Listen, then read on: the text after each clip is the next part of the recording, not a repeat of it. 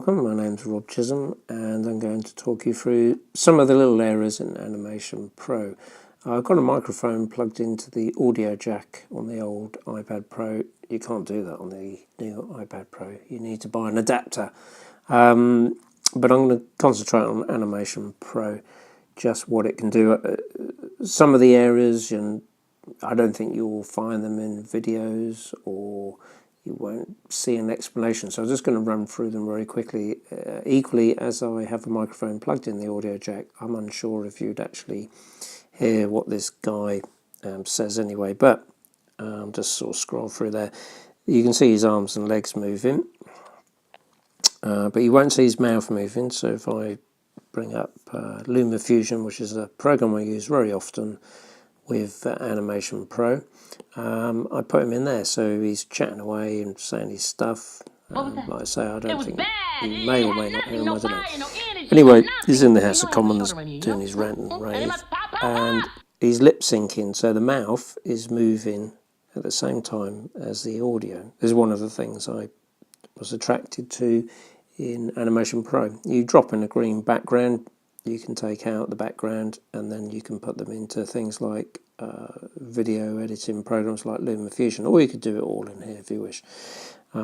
You don't have touches in these programs, so I'm going to the bottom left hand side of the screen, and if I touch that, it brings up the audio, so it gives you a sense of where it is. But some of the things I like, which a lot of people, I'll just explain, you can't just buy this program, learn it in 2 seconds. There is a simplified version of it for a lot cheaper price called StickMotion that would get you on your way. That's what I'll say. Think of learning Photoshop, something along that level. The time to learn that and how to use it properly, you're going to need to sit down and concentrate a little bit. You might read a book, watch a video tutorial. With this particular program, Animation Pro, if I was to go here and I'm going to create a mouth, there's a mouth here called Broken Tooth or Bad Teeth Frank. What am I going to choose? Well, this one, Broken Tooth's not quite finished actually. So what you can do is, I'll just bring that up there, you can draw in Animation Pro. Now, you can't rotate the screen. I can zoom in now. I wish I could rotate the screen because that would be very helpful. But if I was to just show you quickly through here, here's some colours that I've got. If I press on what looks like G, but it's a paint palette there, I can add my colours. So I could go here, choose a colour, and press the plus. So I'll do that now. So I'll go for a purple. I'm going to add that purple, plus sign, press. It would have gone in. There we are. There. So I've got that colour. I'm on pencil for drawing. A pen. I'm using a pen here for drawing, and I can control various aspects of it. I'm not 100% sure on this one here. It's a maximum brush size and minimum brush size. Sorry, so we can adjust various aspects. So I'm not a proficient person at using this.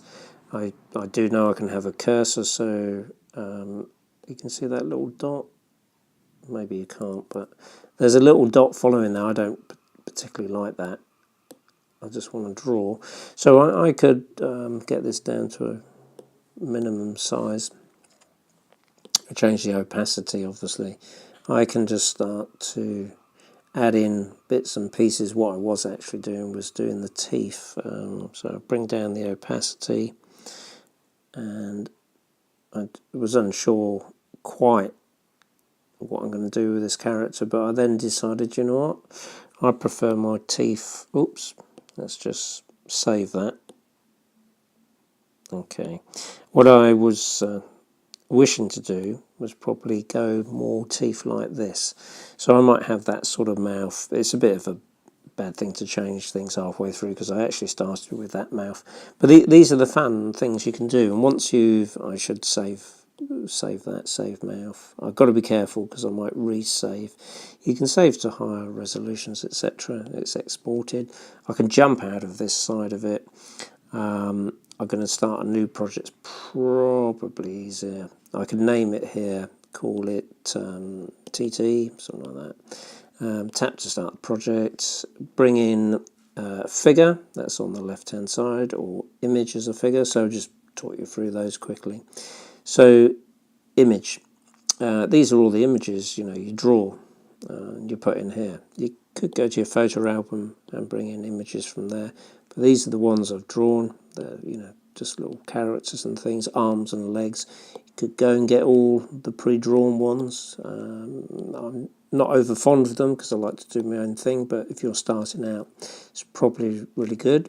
You can go to figure, so the figure that are already built, so they're like rigs in a way. So I'll take that figure there. Now his arms and legs, they move like that. So he's all assembled, and then you animate this through the timeline down at the bottom. So if I was to press on there, that's his eyelids, I can adjust. So I might want to, where is it, set opacity, could do that. So his eyes, he's blinking, that's one way to look at it. Then I would save that and so on. So just come out of that. But if I actually wanted to create, I always get a bit confused here, create an image, create a figure. Yeah, if I want to start drawing a figure, so basically I'll just do this very quickly, always be here all day. I'm going to, there we are, there. I'm going to add, let's just go down here, add, if you see it goes dim. What should we do? We'll add the head. So we've got a head. I'm going to resize that. Oops. This is the new up-to-date one, by the way. Just going to adjust. So look down the bottom of the screen, press on that, resize, move it over to about here. About there will do, and go green top left, and that's that done. The I better see if I can just bring this up for you. Let's I'll just tell you what. I'll click here, that one there. Oops, not a very good example, this one. It's fixed now, so it pivots on a point, but what I was going to say was top left, little spanner, press that. Yeah, okay. The areas that you would need to look at, I don't want to go too in-depth, otherwise we'll get really confused what's going on, is this little arm here, if you want to look at it that way. You can zoom in and out, etc. You can put it there, and you may want to add something, obviously, so you can add literally by going down to where was it?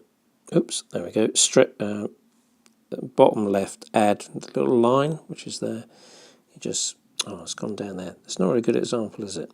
Anyway, I can add like that. But each one of these, when you click on it, that particular one there, or that one, doesn't really matter. You would just go into add, that bit there, and then you choose one of the heads or whatever it is you've got. You just go and put the mouth in.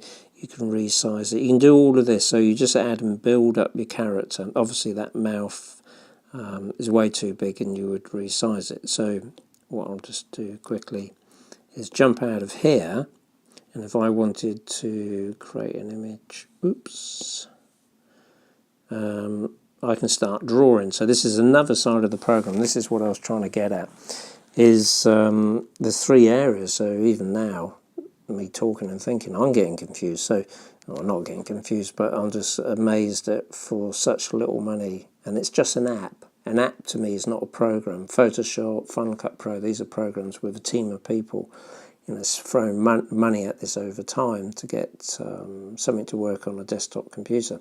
This is just working in iOS on a tablet. And so in here I'm in the third area where I can now literally go off and start drawing. So this character here is something I drew. He hasn't got any eyes. He did have some eyes. I'll see if I can bring them back. So there we go. His eyes are there. He's also got some hair. Throw that in. He's got a mouth, and he's going to turn into some little guy with an experiment that I've got, and he'll have a jacket and clothes, etc., and he'll become, part of an animation. But what I do is I just export that part and the other parts separately, and hopefully this will make a bit of sense. No, not now. I want to go back to here. So in here, if I was bringing in a character and I wanted to add any of those, the mouth, for example, I've got my mouse, I've drawn him here, I've got loads of different mouse that I could use.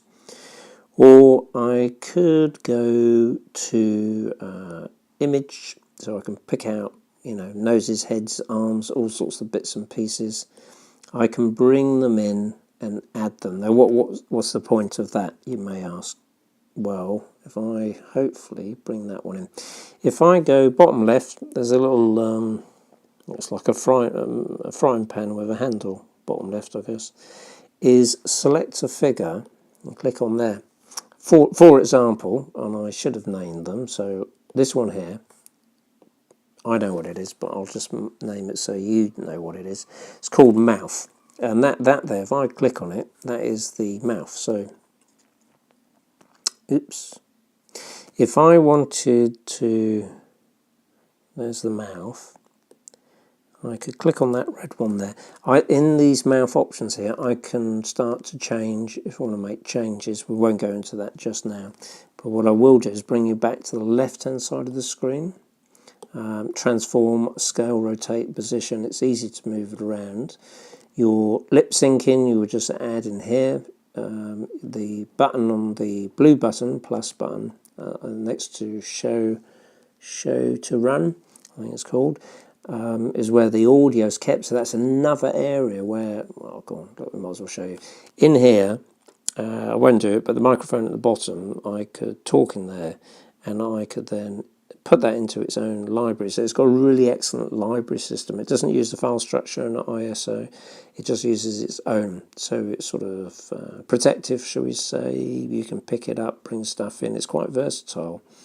Now, what I could do, and that was the bit I was really trying to show you, was look, I've got the eyes here, and what would I want to do? Well, why don't we transform, so I could scale them, boing, boing, boing. So I've got control over any item. So in select a figure, I've only got 3 there, so I could change the eyes, change the mouth. But if I wish to make the hair, which the hair is actually separate, so I'll just explain what I mean by separate, sorry. There's the hair. It's called test drawing.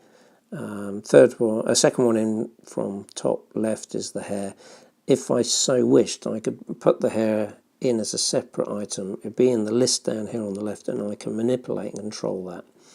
So for the purpose of this, I just did audio, etc., and his eyes. So you can go back here to transform the eyes. You can do what you want. You rotate them, position them like this, so you can have a little bit of animation, a bit of fun, and then your character comes alive. So let's see, just, I should have selected magnifying glass, select figure. There's my figure. Now all those little red dots, what do? Well, they do things like animate the legs and the head and the arms. So I don't know how long I've spoken for, but I'm going to wrap it up now, because I think by far, out of all the programs out there that I've used, that's quite a few. Animation purposes, this is the hardest one to learn probably, but once you've got your head around what can be done, you'll probably push yourself to learn more. And I would think on the lines of Lightwave wrapped up in Flash in a desktop environment. No 3D, but Lightwave's got its stage. You draw and edit there, and then you bring it into your timeline. Flash, because it's all like animation in a way.